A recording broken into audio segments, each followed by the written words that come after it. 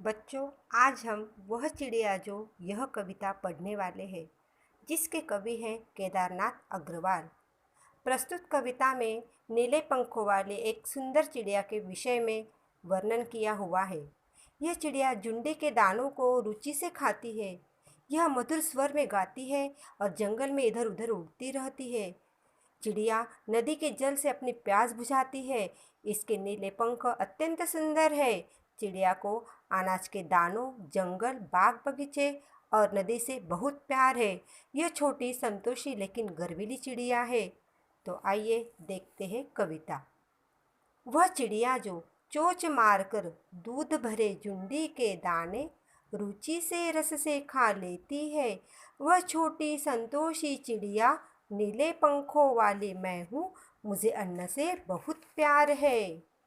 वह चिड़िया जो कंठ खोलकर बूढ़े वन बाबा की खातिर रस उंडेलकर गा लेती है। वह छोटी मुँह बोली चिड़िया, नीले पंखों वाली मैं हूँ, मुझे विजन से बहुत प्यार है। वह चिड़िया जो चोंच मारकर चढ़ी नदी का दिल टटोलकर जल का मोती ले जाती है। वह छोटी गर्वीली चिड़िया, नीले पंखों वाली मैं हूँ, मुझे नदी से बहुत प्यार है। बच्चों, अभी हमने यह कविता पढ़ी और उसके हर एक शब्द का उच्चारण कैसे करना है यह भी देखा।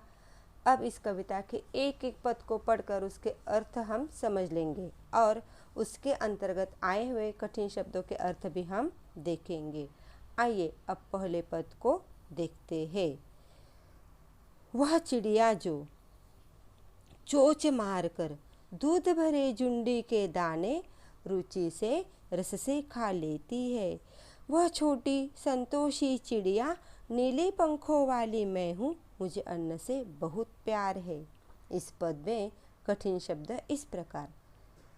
जुंडी जौ बाजरे की बलिया, रुचि पसंद चाहत, रस स्वाद, संतोषी संतुष्ट, अन्न अनाज।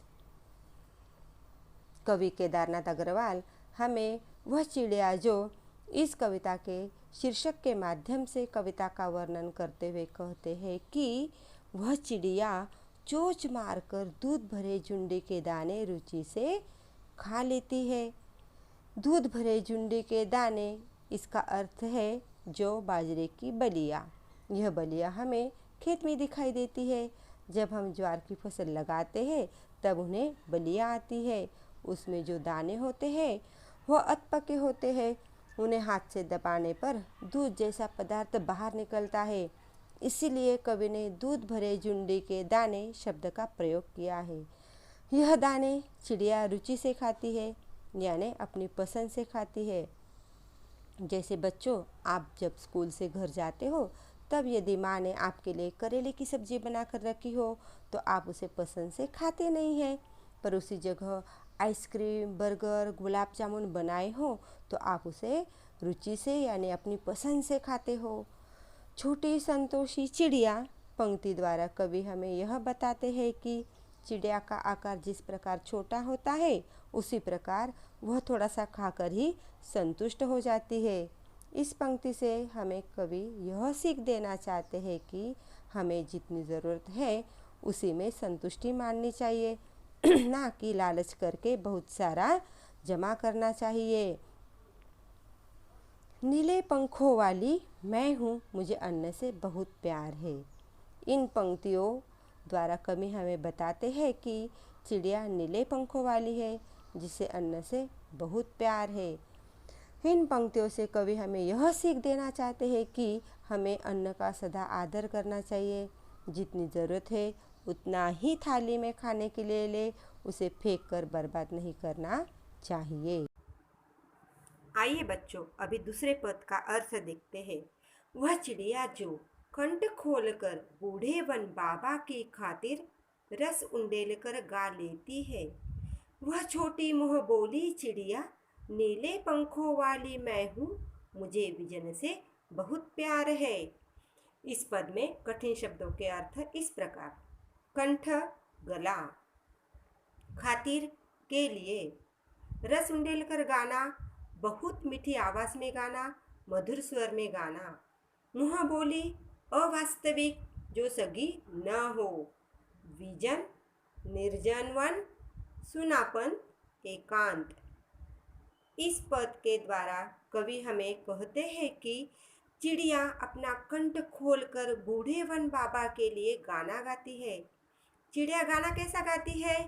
तो रस उंडेलकर गाना गाती है, अर्थात बहुत ही मधुर स्वर में गाना गाती है।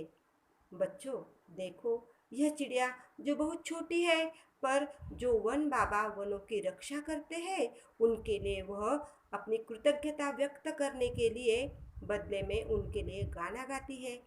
पर हम लोग, कोई हमारे लिए काम करता है तो उसके बदले में कुछ भी देते नहीं है। चिड़िया छोटी होने के बावजूद भी हमें यह सीख देती है कि यदि कोई हमारी मदद करता है तो हमें उसके लिए कार्य कर कर धन्यवाद प्रकट करना चाहिए। आगे कवि कहते हैं, वह छोटी मुँह बोली चिड़िया, नीले पंखों वाली मैं हूँ, मुझे विजन से बहुत प्यार है। अब इसमें मुँह बोली का अर्थ है जो सगी नहीं है।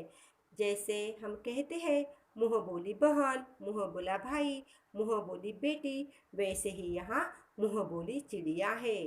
चिड़िया कैसी है? नीले पंखों वाली है और इसे विजन से बहुत प्यार है। विजन का अर्थ होता है निर्जन वन, सूनापन। यहाँ पर चिड़िया जिस विजन से प्यार करती है वह निर्जन ऐसा जंगल है जहाँ पर कोई लोग नहीं रहते, सिर्फ पेड़ ही पेड़, पशु पंछी और खुला आसमान है।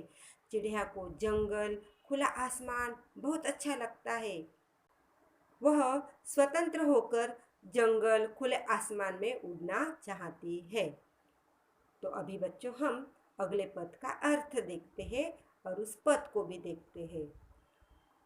वह चिड़िया जो चोंच मारकर चढ़ी नदी का दिल टटोल कर जल का मोती ले जाती है, वह छोटी गर्वीली चिड़िया, नीले पंखों वाली मैं हूँ, मुझे नदी से बहुत प्यार है। इस पद में कठिन शब्दों का अर्थ इस प्रकार है। चढ़ी नदी वह नदी जिसमें किनारों तक लबालब पानी भरा हो। टटोल कर, खोज कर, गर्वीली गर्भ से युक्त, गर्व करने वाली। अब इस पद का अर्थ इस प्रकार है। कवि कहते हैं कि वह चिड़िया अपनी चोंच मारकर चढ़ी नदी का दिल टटोल कर जल का मोती ले जाती है। इन पंक्तियों में चढ़ी नदी का अर्थ है वह नदी जो अपने दोनों किनारों तक लबालब पानी से भरी हुई है, उफनती हुई नदी। इन दोनों किनारों से लबालब भरी हुई नदी से, उफनती हुई नदी में से उसका दिल टटोल कर चिड़िया जल का मोती लेकर उड़ जाती है। आगे कवि कहते हैं कि वह छोटी गर्वीली चिड़िया, नीले पंखों वाली मैं हूँ, मुझे नदी से बहुत प्यार है। उसे अपने इस कार्य पर बड़ा गर्व है क्योंकि वह उस उफनती हुई, पानी से लबालब भरी हुई नदी से उसका दिल टटोल कर जल का मोती ले जाने का साहस करती है। उसे उसके इस साहस पर बड़ा गर्व है। इस नीले पंखों वाली चिड़िया को नदी से बहुत प्यार है।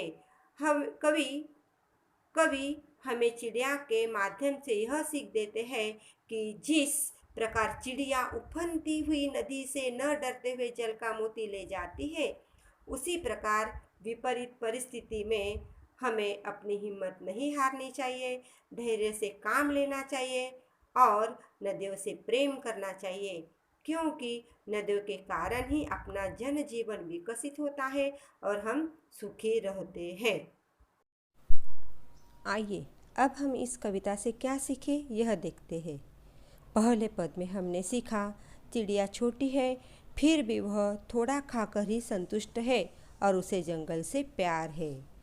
दूसरे पद में हमने सीखा चिड़िया बूढ़े वन बाबा के लिए कृतज्ञता व्यक्त करने के लिए मधुर स्वर में गाना गाती है।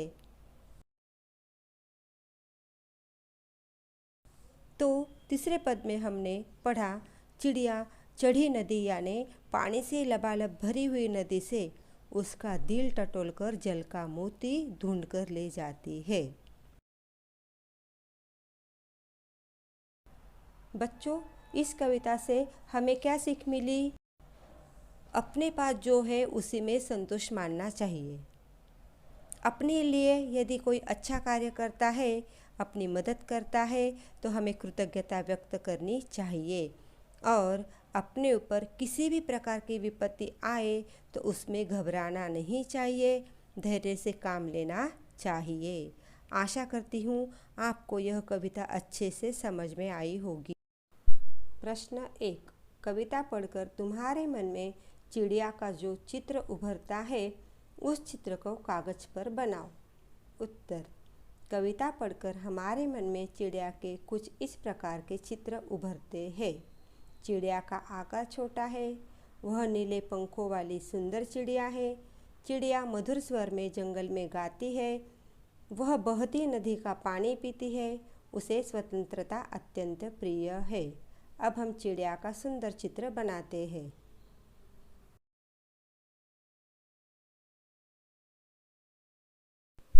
प्रश्न 2। तुम्हें कविता को कोई और शीर्षक देना हो तो क्या शीर्षक देना चाहोगे? उपयुक्त शीर्षक सोचकर लिखो। उत्तर। उपयुक्त शीर्षक निम्नलिखित है। नन्ही चिड़िया, सुंदर चिड़िया, चिड़िया रानी बड़ी सयानी, नीले पंखों वाली मैं हूँ, मुँह बोली चिड़िया। प्रश्न 3। इस कविता के आधार पर बताओ कि चिड़िया को किन किन चीज़ों से प्यार है। उत्तर। चिड़िया को दूध भरे अनाज के दानों, नदी और जंगल से बहुत प्यार है। उसे जंगल में मधुर स्वर में गाना और बहती नदी का जल पीना बहुत अच्छा लगता है। प्रश्न 4। आशय स्पष्ट करो। क। रस उंडेलकर गा लेती है। उत्तर। चिड़िया की आवाज़ बहुत मधुर है। जब वह गाती है तो ऐसा लगता है जैसे उसकी ज़बान से रस टपक रहा हो। वह अपने मन की सारी भावनाएं उस गाने में उंडेलकर गाती है, जिससे सारा वातावरण प्रसन्न हो जाता है। ख। चढ़ी नदी का दिल टटोल कर जल का मोती ले जाती है। उत्तर। चिड़िया जल से भरी नदी के बीच से अपनी चोंच में पानी की बूंद लेकर उड़ जाती है। ऐसा लगता है जैसे वह बिना डरे साहस से नदी के हृदय में से जल रूपी मोती लेकर उड़ जाती है।